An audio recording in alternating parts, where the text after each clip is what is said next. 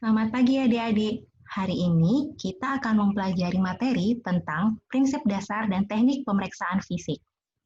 Seperti yang telah dijelaskan pada pertemuan sebelumnya, bahwa pekerjaan perawat tidak bisa terhindarkan dari melakukan pemeriksaan fisik. Pemeriksaan fisik sangat diperlukan untuk menentukan apa masalah yang dihadapi oleh pasien. Nah, sekarang kita akan lanjut tentang teknik-teknik apa saja yang diperlukan saat melakukan pemeriksaan fisik. Pada pemeriksaan fisik terdapat 4 teknik yang diperlukan. Yang pertama, inspeksi. Yang kedua, palpasi.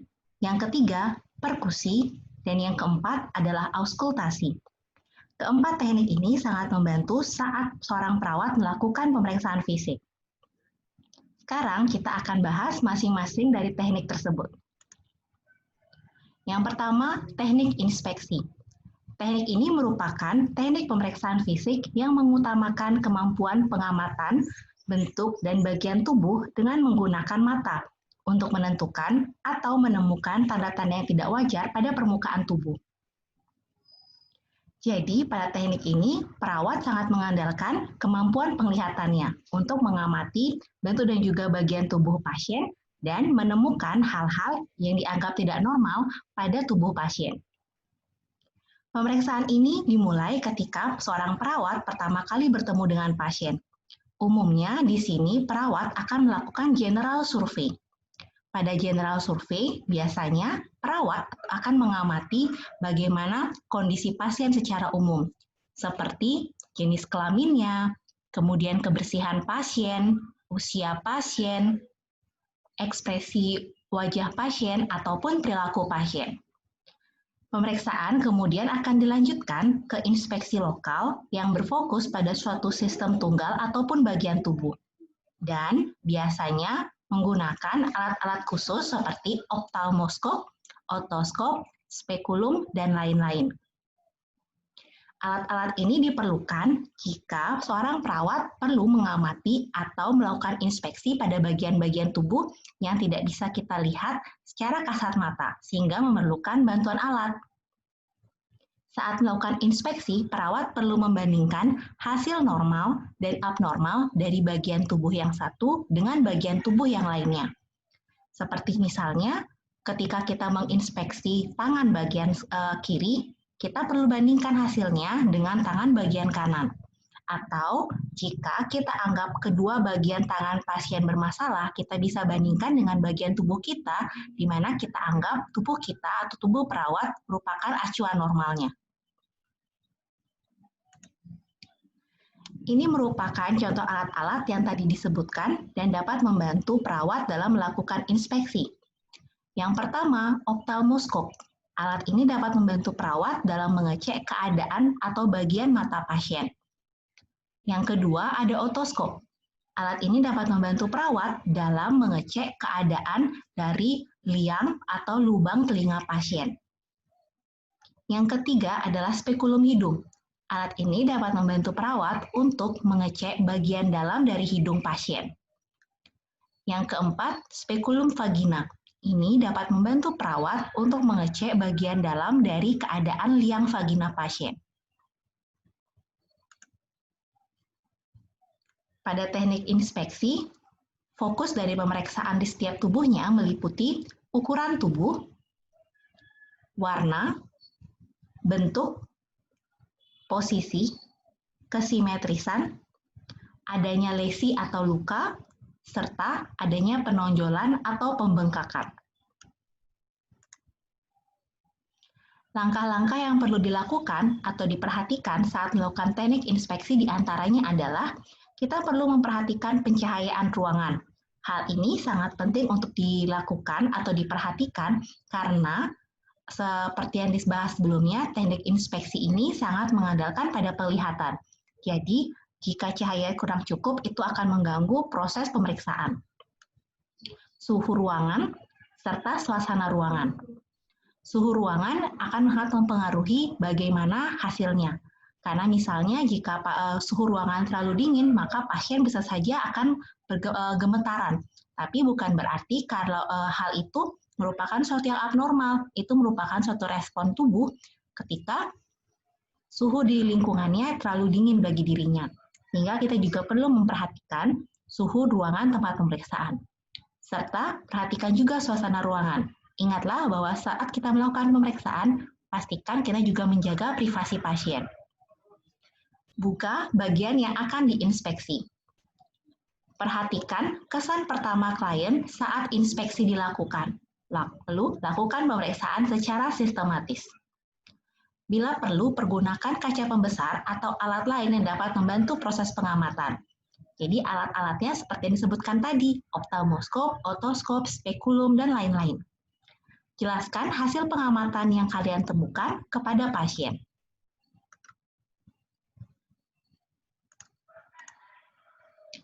Kita lanjut pada teknik yang kedua. Teknik yang kedua adalah teknik palpasi. Palpasi adalah pemeriksaan dengan menggunakan indera peraba dengan meletakkan tangan pada bagian tubuh yang dapat dijangkau oleh tangan. Nah, pada teknik ini, kita menggunakan indera atau mengandalkan indera peraba kita dengan menggunakan tangan dan juga jari. Hal ini kita lakukan untuk mendeterminasi ciri-ciri jaringan atau organ seperti temperatur dari jaringannya, keelastisan, bentuk, ukuran, kelembaban, dan adanya penonjolan atau tidak. Hal-hal yang dideteksi adalah suhu, kelembaban, tekstur, gerakan, vibrasi. Vibrasi itu adalah getaran, pertumbuhan atau adanya massa, edema. Edema adalah pembengkakan akibat adanya penimbunan cairan, krepitasi, dan sensasi. Ada dua teknik palpasi, yaitu palpasi ringan dan palpasi dalam. Pada palpasi ringan, umumnya perawat akan mempergunakan ujung-ujung jari, baik pada satu atau dua tangannya, dan digunakan secara simultan. Sedangkan pada palpasi dalam, dia mempergunakan dua tangan, atau yang kita sebut dengan bimanual. Gambar ini menunjukkan teknik palpasi yang dilakukan oleh perawat. Yang pertama, pada gambar A kita perhatikan ini adalah palpasi ringan. Jadi, penekanan yang dilakukan atau perabaan lebih mengandalkan pada sensasi di ujung-ujung jarinya. Teknik ini bisa mempergunakan satu atau dua tangan. Pada palpasi ringan, kita hanya memberikan sentuhan yang ringan kepada pasien atau sentuhan yang superficial. Jadi, tidak menekan terlalu dalam. Kita bandingkan dengan gambar yang kedua. Gambar yang kedua adalah palpasi dalam. Pada palpasi dalam, kita melakukan bimanual teknik. Jadi, tangan yang satu bertumpu pada tangan yang lainnya untuk memberikan penekanan yang lebih dalam. Hal ini biasanya dilakukan untuk mengecek bagian-bagian organ di dalam. Penekanan dapat dilakukan sekitar 3-5 cm, tapi perlu diperhatikan juga ekspresi dan juga sensasi yang dirasakan oleh pasien. Nah, ternyata bagian-bagian tangan yang kita pergunakan untuk melakukan palpasi itu memiliki kesensitifan untuk masing-masing hal. Yang pertama, pada ujung-ujung jari. Ujung jari ini lebih sensitif untuk mendeteksi tekstur kulit, adanya pembengkakan atau tidak, adanya benjolan atau tidak, dan adanya pulsasi. Pulsasi itu adalah denyutan. Kemudian, pada base of finger, jadi bagian ini disebut base of finger, ini sangat baik atau sangat bagus untuk mendeteksi adanya vibrasi atau getaran. Gerakan seperti ini, cubitan menggunakan ibu jari dan telunjuk, itu bagus untuk menentukan posisi, baik itu posisi massa ataupun posisi pembengkakan ataupun posisi organ, kemudian bentuk dan juga konsistensi.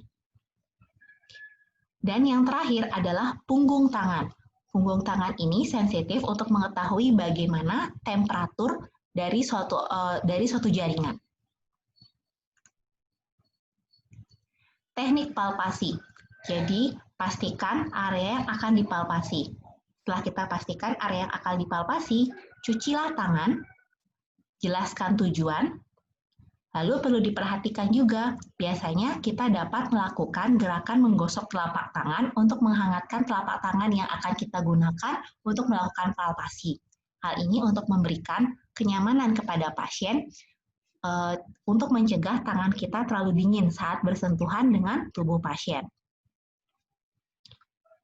Nah, di sini kita akan pergunakan tergantung bagian mana yang atau kita akan mencari apa, data apa. Jika kita menggunakan jari telunjuk dan ibu jari, biasanya kita mencari tentang konsistensi ataupun bentuk dari suatu massa atau jaringan. Kemudian, kita juga bisa pergunakan jari-jari ini sensitif untuk mengetahui bentuk dan juga struktur organnya. Kemudian, untuk palpasi abdomen, gunakan telapak tangan dan beri tekanan dengan jari-jari secara ringan. Bila perlu, lakukan palpasi dalam. Nah, ini merupakan tahap 4, 5, 6, dan 7 itu tergantung pada bagian mana yang akan kita lakukan palpasi dan juga data apa yang kita perlukan saat kita melakukan palpasi. Jadi bisa menggunakan cubitan ibu jari dan telunjuk, bisa mempergunakan ujung-ujung jari, bisa mempergunakan base of finger-nya, atau bisa menggunakan telapak tangan secara keseluruhan. Saat kita melakukan palpasi, kita perlu selalu memperhatikan ekspresi pasien. Lakukanlah palpasi secara sistematis. Uraikan hasilnya mengenai ciri-ciri tentang ukuran, bentuk, konsistensi, dan permukaannya. Di sini akan ditampilkan beberapa gambar terkait teknik yang dapat dilakukan saat melakukan palpasi dari abdomen atau daerah perut. Ini merupakan palpasi ringan yang dilakukan pada dinding abdomen. Kemudian, ini merupakan palpasi dalam yang dilakukan untuk melakukan palpasi pada hepar atau hati. Ini adalah palpasi yang dilakukan untuk mengecek atau mengetahui keadaan dari ginjal pasien, dan ini merupakan teknik palpasi yang dilakukan untuk mengetahui kondisi dari spleen atau limpa dari pasien.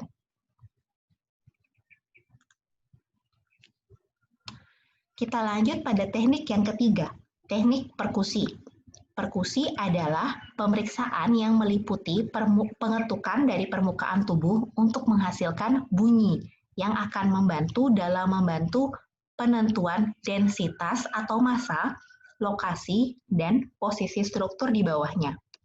Perkusi adalah pemeriksaan dengan jalan mengetuk bagian permukaan tubuh tertentu untuk membandingkan dengan bagian tubuh lainnya, kiri dengan kanan, dengan menghasilkan suara yang bertujuan untuk mengidentifikasi batas atau lokasi dan konsistensi jaringan.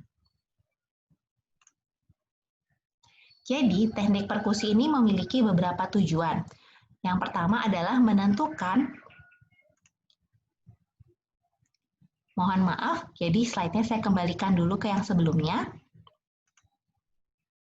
Menentukan batas-batas organ atau bagian tubuh dengan cara merasakan vibrasi yang ditimbulkan akibat gerakan yang diberikan di bawah jaringan. Ada dua teknik perkusi, yaitu perkusi langsung, itu merupakan teknik perkusi dengan tanpa bantalan, dan perkusi tidak langsung, yaitu tangan dominan sebagai pengetuk dan tangan non-dominan sebagai bantalan.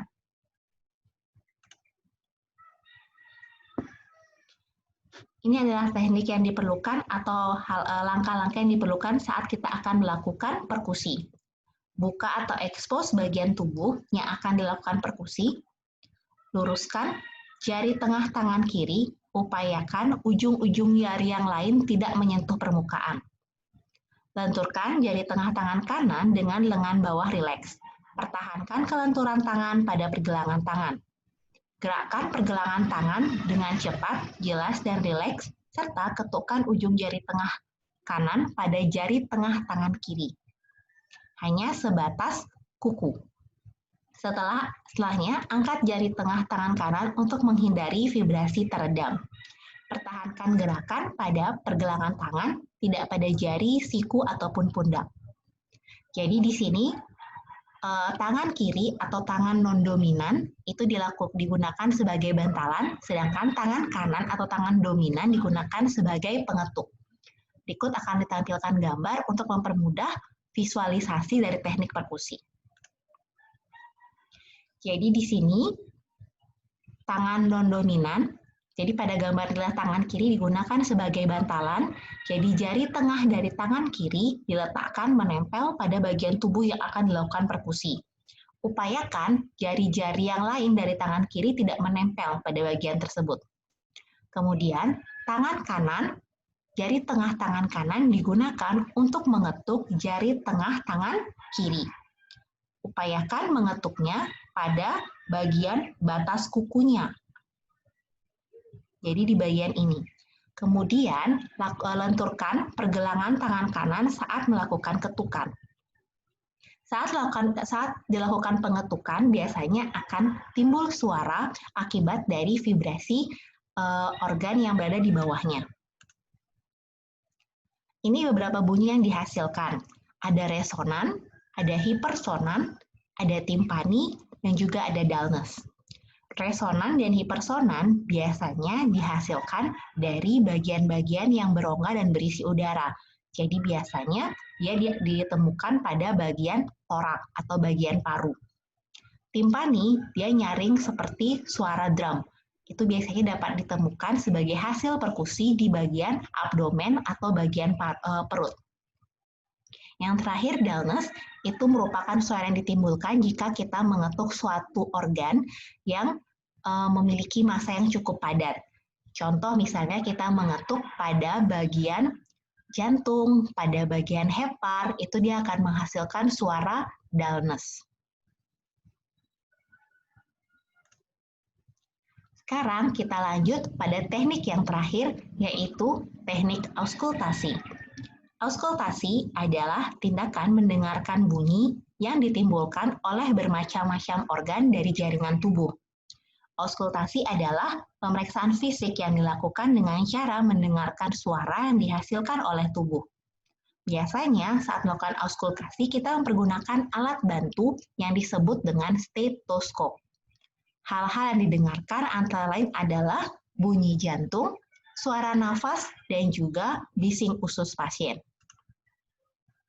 Ini merupakan alat yang kita pergunakan untuk membantu saat melakukan proses auskultasi. Ini merupakan stetoskop, ini merupakan bagian earpiece-nya yang akan kita tempelkan pada telinga. Kemudian ini merupakan bagian diafragma dari stetoskop yang akan kita pergunakan untuk menempel pada bagian tubuh pasien. Pada teknik auskultasi ada beberapa hal yang harus diperhatikan. Yang pertama, ruangan yang digunakan sebaiknya tenang dan nyaman. Pasang bagian telinga atau earpiece di telinga, pastikan terpasang dengan benar dan tidak menimbulkan rasa sakit. Kemudian, letakkan bagian diafragma atau bagian bel di daerah yang akan diperiksa. Lalu, dengarkanlah suara yang dihasilkan dari organ-organ yang diperiksa. Baiklah, sekian materi terkait teknik pemeriksaan fisik. Mudah-mudahan materi ini bisa bermanfaat. Kalau begitu, sampai jumpa pada materi berikutnya.